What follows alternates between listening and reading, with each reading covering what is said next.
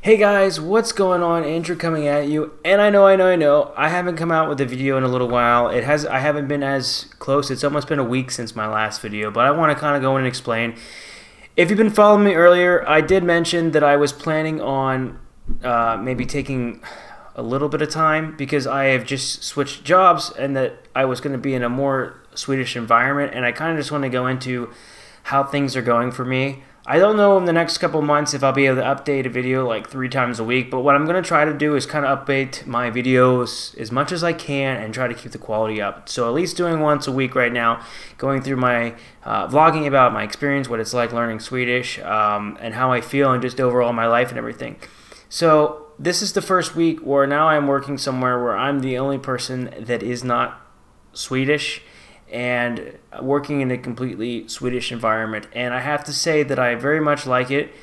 I've really enjoyed the challenge so far, and there's been a lot of positive changes that have happened to me over the first week. I have to say that over the winter break I was very nervous about this because this was going to be a big change for me, and a challenge, and right away getting into it, the first day was tough because that was just there was just a lot of Swedish, and I just needed to figure out where to go from there. And I had to have my brain work in Swedish because as much as I was trying to learn Swedish and I was studying Swedish every day at home, I wasn't having to speak it as much, and it was just hard to think of it. I wasn't completely immersed in it.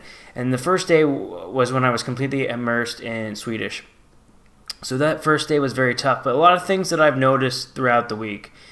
The first thing I've really noticed is the first couple days were difficult to start speaking Swedish and trying to find the words and building the words in my head kind of. But then like I'll just like show you an example. I'll just speak like a little bit of Swedish, but like after min först 2 dagar, I guess, jag kan förstå mycket, och jag kan, det är mer lätt för mig att prata svenska. Jag inte måste tänka så mycket. Jag kan hitta ord i min huvud mycket snabbt, och mer snabbare sen before, I guess, förra veckan. Jag känner mer säker med svenska. Jag kan inte säga allt, men jag lär ord mycket mer snabbt. Till exempel, jag lär innan, och sen jag kan säga innan igen innan jag börjar, till exempel. So I'm learning words right away, and then I'm able to say those words. I'm going to explain that again in English. I just found that it was easier to say things. Now, I might have not said everything grammatically correct, and that's for sure, and that's what's happened here. I didn't do that.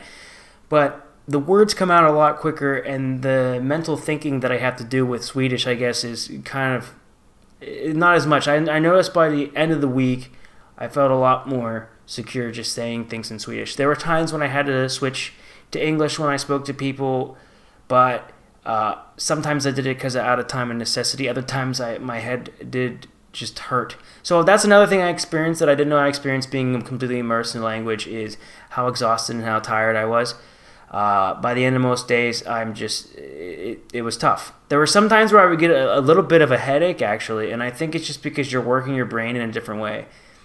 For example, if I'm sitting down in English and people are having a conversation, or if I have to sit in a meeting, I don't have to think so much in English. It's automatic. Like, I'm not thinking, I'm just taking in the information. Where if I'm sitting in a meeting in Swedish, which I've had to do this week, I have to completely focus. And the thing is, I don't understand completely everything, but I understand the main pictures and the big pictures of things. And so I have to sit there and try to understand what I can and really listen closely because I don't want to miss anything. And so that's what I'm learning. And then I've been learning a lot of words this week. And sometimes I'm able to hear the words and then make sense of everything.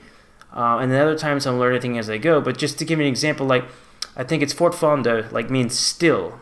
But I had to hear the words spoken a lot this week. I heard it spoken until I learned that it always meant still. Till my brain just was able to translate that in my head to whatever. Anon was another one, before. Innan vi börjar, like before we begin, is a phrase that I learned. Another was bredvid, I think, which means next to. I was learning words because I studied Swedish in the mornings before I would start work. I would study Swedish to get my mind starting to think about Swedish. And also reading in English on the bus to kind of not waste my time. I just finished a book this week, which has been awesome. I don't want to get off topic, though. So getting back on topic, just learning a lot quicker. I can learn words a lot faster. I think what I meant by speaking quicker and my sentences getting better, as I don't have to think so much about maybe some of the prepositions that I want to say. Those came out a lot more. I got a lot more used to just hearing Swedish and being able to translate it. And something really, truly incredible happened this week with just how I feel. Just a couple more things I learned. Känner du, I know känna means like jag känner trött, jag känner mig trött can mean like I'm tired. But jag känner en man, it also means I know somebody. So I kind of learned that this week as I was hearing it spoken. That's another thing that I learned this week. Just communication. I'm also learning Swedish idioms, I think you would call it, or like kind of phrases. Swedish slang, like jag fattar or jag fattar inte. I understand, I don't understand. Just slang words in simpler ways to say what I want to say. So I've learned these things this week as well. So this has been my experience so far. And by the end of the week, it was an information overload. My brain was fried, and I learned so much. But like, I really think when you're immersed in that kind of thing and trying to learn, it is very, very difficult. And I know I could be speaking Swedish now, but I just wanted to say this one for everybody. But that could be a nice exercise and a thing to try so you guys can see my progress. Here's the good news.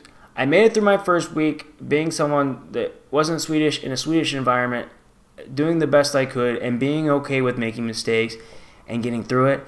And I survived, and I had a lot of fun. Although there were times where I had a headache and I felt mentally drained, those were all good things because I kept feeling so excited. Like, I realized not everybody gets the chance, first of all, to travel or to live in another country, and then they get a chance to travel, live in another country, and then start to work in an environment where I have to speak a second language. Not a lot of people get that experience, and I feel very privileged to have that chance to get that experience, and I feel very humbled to get a chance to make that experience. So that has been an awesome thing.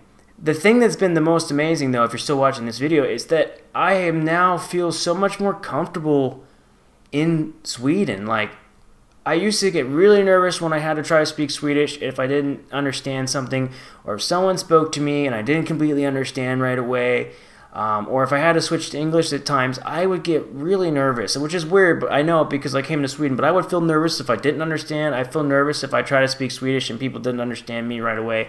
I had this fear of being different, kind of. And this week has completely eliminated my anxiety in Sweden as far as having to speak Swedish, not understanding, being in different environments. I totally feel like 100% okay, and okay with not speaking perfect Swedish, but being able to speak Swedish that people will understand me. Like, I take public transportation, I feel totally fine getting through those situations. I feel a lot more independent. I can just give you an example. I was at the gym and somebody asked what weights I was going to use, and they said something at first, and I was just like, I took out my headphones and I said like Vasadu, and the person said like Ottan, and I said he was talking about the 18 kilogram weights, I guess, and I said no, y'all can ta 16, ingen problem, or something like that. And he understands me, I understand him. He probably doesn't think I speak perfect Swedish, but I understood his question. I was able to say it and go about my day, and it just makes you feel more independent, which has been really awesome. Another final thing that speaking Swedish and learning Swedish throughout the week, two other things. The one is it's brought me, I feel, closer to my girlfriend, which has been an awesome thing because I can express myself a whole lot more to her in Swedish. This weekend I've spoke more Swedish to her than I probably ever have before, and she's been able to speak more Swedish with me, which I know you could say like, why haven't I done this before? But really this immersion has just got that thinking level of my brain to comprehend Swedish and understand things. It's just gone so much faster.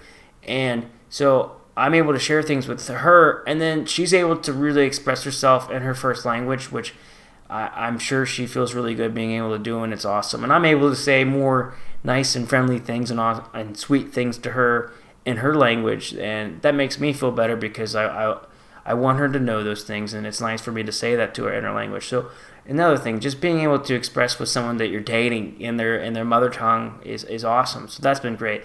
Last is maybe I should have always been doing this, but after this first week of immersion, this weekend I was tired.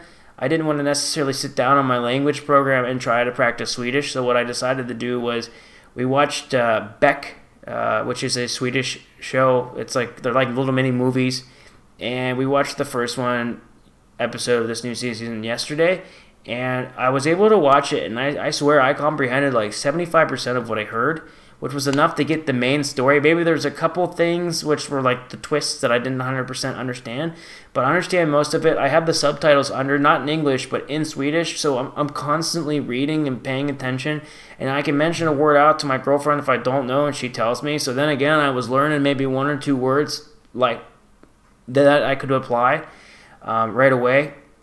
And then I watched the bridge today, the first 2 episodes of the bridge, the season 4. I think I want to go back and watch it. That's a little bit more difficult because there's Danish and Swedish involved. So although I guess to Swedes, Danish doesn't sound that different to Swedish, and I know it's the basic concept, I have a really hard time comprehending it. Norwegian isn't as difficult for me to understand. I think if I watch a program or hear Norwegian, that's not a problem, but I definitely have a problem with Danish. But it's a fun show. I had a little bit of a hard time understanding. I really understood Beck a lot better.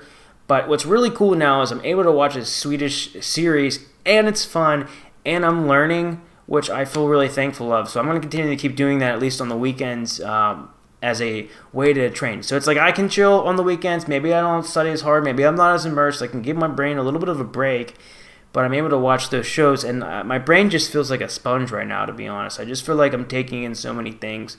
I think it's going to take me a year to get fluent in Swedish, even though I've been here 5.5 years, but my girlfriend thinks that it's probably going to take me just a few months. So based on what I've learned in a week, maybe all this is true. I really don't know. So we'll have to see. But I will say words stick a lot quicker in my head when I learn them.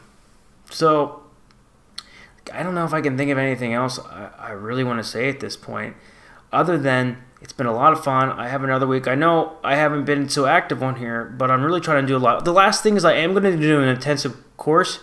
I took a test in Swedish on Folk University's website, and some things I tested out of B1. Like I tested out of B1 into B2 level and comprehension and some other things. But I was B1 when it came to grammar. Or I was A2 when it came to grammar, which means I needed to take B1. So I'm going to take a B1 course in